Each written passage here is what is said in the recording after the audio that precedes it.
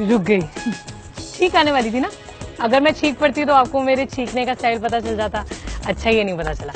पर छींकने के बहुत सारे स्टाइल्स होते हैं, ये तो आप जानते ही हैं। कभी कभार धीरे से आ जाती है ऐसे चुप, और कभी आ चू, और फिर इतनी एम्बैरेसमेंट होती है कि आसपास के लोगों को सॉरी सॉरी ऐसे कहना पड़ जाता है ना।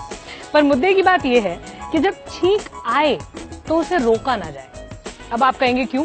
हमने तो कितनी बार ऐसे करके छींक को रोक लिया है और हम बड़े तमीजदार दिखे हैं। पर अगर आपने ऐसा किया है और आप आज भी जिंदा हैं, तो मैं कहना चाहूंगी कि आप भाग्यवान हैं, क्योंकि ऐसा करना आपके लिए कितना खतरनाक हो सकता है कि आप खुद भी नहीं जानते होंगे। आओ बताते हैं। छींक आने पर आपके शरीर के अंदर की हवा की रफ्तार पता है कितनी होती है? 100 मील प्रति घंटा, और कई बार इससे भी ज्यादा होती है। अब सोचिए कि इतनी तेज रफ्तार को आप रोकने की कोशिश करके कितनी भारी गलती करते हैं। सर्दी खांसी होना बहुत आम चीज है। मौसम बदला नहीं कि नाक पनीली महसूस होने लगती है, फिर छींकते छींकते जान आफत में आ जाती है।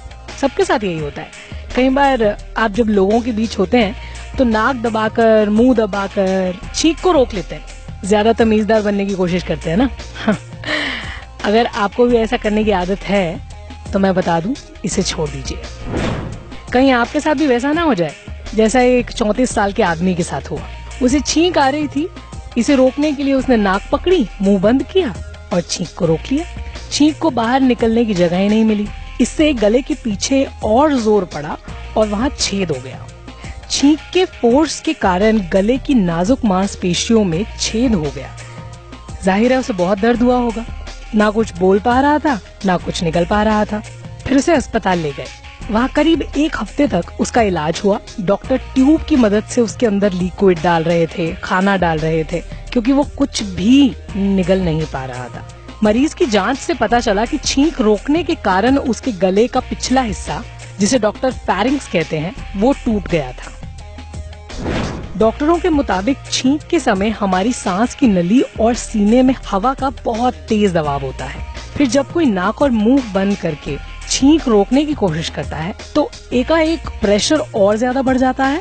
शरीर के इस हिस्से में मांसपेशियां वन वे टाइप की होती हैं, क्योंकि इनका काम बस हमारे खाए पिए को निगलने में मदद करना होता है। ऐसे में जब हवा का दबाव बढ़ता है और उसे बाहर निकलने की जगह नहीं मिलती तो मांसपेशियों में छेद होने का खतरा पैदा हो जाता है।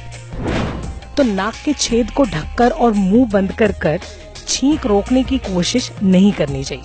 इससे बहुत गंभीर दिक्कतें हो सकती हैं, जैसे कि मैंने आपको बता दिया। फेफड़ों के पास की जगह में हवा फंस सकती है, यहाँ तक कि दिमाग में खून ले जाने वाली नसें भी फट सकती हैं। डरना मना है, पर समझना बेहद जरूरी है। तो अगली बार जब छींक आए तो उसे आण दो, रोको नहीं।